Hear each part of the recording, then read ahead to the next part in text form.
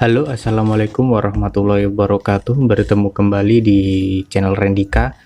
Pada video kali ini sesuai dengan judul pada video ya, yaitu cara membuat PPT untuk sidang skripsi. Nah, bagi Anda yang sekarang tuh masih bingung, oh besok itu saya mau sidang skripsi, yang harus saya tuliskan di PPT itu apa? Nah, itu sering sekali banyak terjadi kebingungan ketika kita mau menghadapi sidang, sudah bingung nanti materinya yang mau disiapkan tuh apa, ternyata PPT-nya juga bingung cara membuatnya bagaimana. Simak baik-baik video ini karena ini sangat bermanfaat bagi Anda nanti untuk susunan apa-apa, materi apa-apa yang penting yang harus dicantumkan dalam PPT Anda itu apa saja. Nah, simak terus videonya.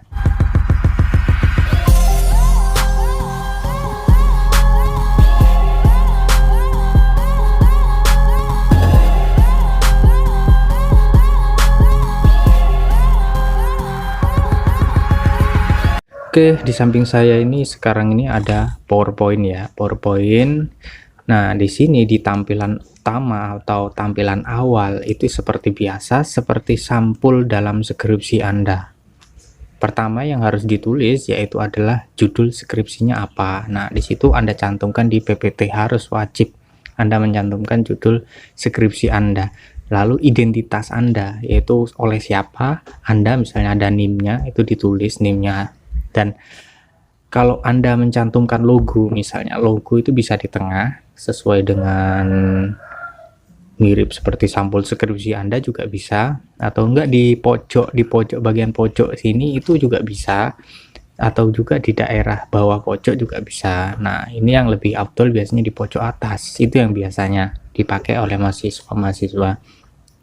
Dan juga yang selanjutnya itu Anda cantumkan juga pembimbing Anda itu siapa, pembimbing 1, pembimbing 2. Lalu yang selanjutnya di bawah seperti dalam sampul skripsi Anda itu kan ditulis program studinya apa, fakultasnya apa, universitasnya apa, itu dijelaskan atau dituliskan secara baik ya, secara berurutan. Nah, itu yang tampilan silid pertama atau tampilan yang pertama. Lalu yang selanjutnya yang harus Anda cantumkan di dalam PPT ini adalah latar belakang. Nah, di latar belakang itu apa saja yang dicantumkan? Apakah semuanya yang berada di skripsi kita copy paste kita tampilkan di PPT? Tidak, guys. Jadi di latar belakang ini Anda perlu mencantumkan, nah, tuliskan kondisi saat ini dan data penting secara ringkas. Jadi Anda misalnya menuliskan di pendahuluan itu secara ringkas saja, atau di latar belakang ini secara ringkas saja, secara ringkas misalnya kondisi yang berada pada penelitian Anda itu sekarang tuh yang paling Anda cantumkan di latar belakang itu yang paling penting tuh apa, kondisinya. Lalu ada perlu juga mencantumkan data yang paling penting, misalnya sampelnya yang Anda unggulkan di situ. Nah, itu perlu Anda cantumkan juga, sampelnya apa yang telah Anda cantumkan di latar belakang serta penjelasannya. Nah, misalnya itu kalau nggak sampel, misalnya lembaganya kayak yang memiliki kualitas keunggulan yang tinggi, misalnya Anda cantumkan di latar belakang itu tulis secara ringkas saja, Anda penjelaskan secara ringkas. Nah, ini tuliskan kondisinya itu bagaimana. Nah, yang selanjutnya tuliskan poin-poin teori dari sumber-sumber yang terpercaya. Misalnya, ini bukannya Anda mencantumkan semua teori-teori yang berada di kajian teori itu Anda cantumkan, bukan. Tapi pada PowerPoint ini, Anda hanya menuliskan biasanya green teorinya. Green teori yang paling utama Anda cantumkan. Atau enggak, misalnya teori itu banyak yang Anda cantumkan, tuliskan saja nama yang ungkapannya, misalnya ungkapannya itu sama, Anda tuliskan saja misalnya nama yang mengungkapkan bahwa teorinya seperti A, seperti B, seperti C. Nah, ungkapkan secara ringkas, atau enggak Anda tunjukkan maksudnya dari tokoh-tokoh yang Anda cantumkan di situ, atau yang mengungkapkan teori-teori itu Anda cantumkan saja nama-namanya. Itu bisa juga tuliskan poin-poin dari teori. Nah, yang selanjutnya pada latar belakang ini kan Anda tuliskan poin masalah yang terjadi. Nah, dalam penulisan poin masalah ini kan berangkat dari latar belakang yang Anda tulis itu, maka menimbulkan suatu masalah apa yang hingga Anda itu meneliti hal tersebut. Nah, itu yang tuliskan poinnya itu. Hal apa yang Anda membuat Anda meneliti penelitian tersebut. Nah, itu tuh poin-poin masalahnya itu. Nah, yang selanjutnya pada PowerPoint yang harus Anda cantumkan, nah, ini adalah rumusan masalah dan tujuan penelitian. Nah, ini ada yang menggabungkan menjadi satu. Jadi hanya menuliskan rumusan masalah, tapi di situ sudah bersertaan dengan tujuan penelitian. Ada yang menuliskan tujuan penelitian saja, di dalamnya itu sudah ada rumusan masalahnya. Nah, kalau lebih baik, itu lebih amannya, itu ya ditulis rumusan masalah serta tujuan masalah atau tujuan penelitiannya. Begini, ketika Anda menulisnya bagaimana? Ini rumusan masalah, ini Anda tuliskan, misalnya rumusan masalah ada 3, itu tuliskan saja situ. Permasalahan yang Anda teliti apa saja, mulai dari yang nomor 1, nomor 2, nomor 3. Nah, kan kebanyakan itu kalau menuliskan tujuan rumusan masalah itu sama dengan tujuan penelitian. Nah, jadi Anda lebih ringkasnya itu ya yang paling lengkap Anda tuliskan saja ini rumusan masalahnya apa. Dan tujuan masalahnya cuma secara ringkas itu, secara ringkas dari judul penelitian Anda gitu aja. Misalnya tujuan saya meneliti adalah untuk mencari kemanfaatan dari judul penelitian saya. Itu cuma secara abstrak ya, tapi sesuaikan lagi pada judul penelitian Anda.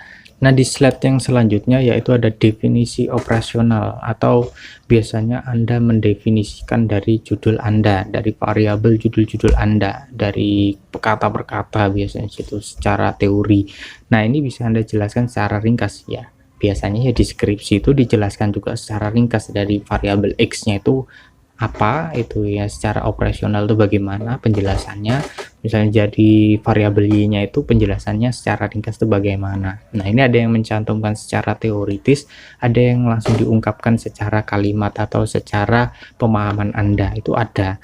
Maka di sini lebih baik kalau saya menganjurkan ketika Anda menulis definisi operasional, misalnya menjelaskan tentang variabel X, Anda tuliskan ungkapan Anda saja. Ungkapan Anda, tapi ungkapan Anda itu tadi sudah mengacu pada suatu teori lah ya, sudah ada teorinya.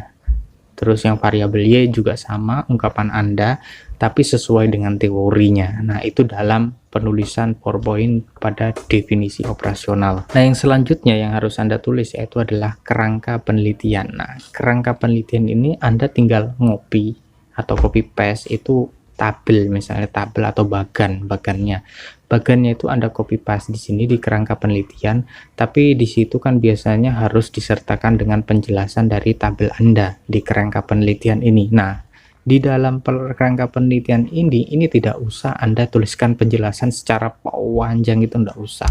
Misalnya Anda hanya menjelaskan simbol-simbolnya saja, karena kerangka penelitian ini nanti penting bagi para penguji untuk membaca kemana alur dalam penelitian Anda, kemana alur berjalannya penelitian Anda. Maka di situ perlu Anda perjelas lagi dengan secara lisan, jelaskan itu dari kerangka penelitian yang telah Anda cantumkan pada PowerPoint Anda, itu jelaskan secara jelas di situ nanti. Jadi hanya mencantumkan di PowerPoint ini cuma bentuknya atau bagannya saja Anda cantumkan di situ dalam penulisan kerangka penelitian di slide ini ya. Lalu yang selanjutnya yaitu metode penelitian. Dalam metode penelitian apa saja yang harus Anda cantumkan? Nah, di dalam metode penelitian ini hampir sama pada nanti penulisan bab 3, tapi dalam sini Anda cuma mengungkapkan poin-poin yang penting dalam slide ini. Yang pertama yaitu metode. Misalnya metodenya apa? Ya kual-kuan, itu aja. Hanya dicantumkan, lalu populasinya siapa, terus sampelnya siapa, terus teknik pengumpulannya bagaimana, itu jelaskan secara ringkas. Dan juga teknik analisis datanya itu bagaimana, nah itu jelaskan secara ringkas dalam metode penelitian ini. Lalu yang selanjutnya di hasil penelitian, nah ini yang menjadi inti dalam sebuah PowerPoint hasilnya. Jadi hasil penelitian ini biasanya tergabung dengan pembahasan, tapi lebih baik dipisah saja. Hasil penelitian ini Anda buat nanti 5 slide, atau nanti misalnya dibuat ringkas-ringkas saja. Ini tunjukkan poin-poin hasil penelitian yang menjadi poin Anda itu apa, tidak usah terlalu panjang. Anda menunjukkan inti, misalnya ungkapan-ungkapan dari skripsi Anda itu kan banyak dari hasil penelitian itu. Anda ungkapkan yang paling penting apa, atau kesamaan dari ungkapan-ungkapan itu apa. Nah, itu tuliskan saja di sini. Terus yang kedua tuliskan juga sampai yang ketiga di hasil penelitian ini.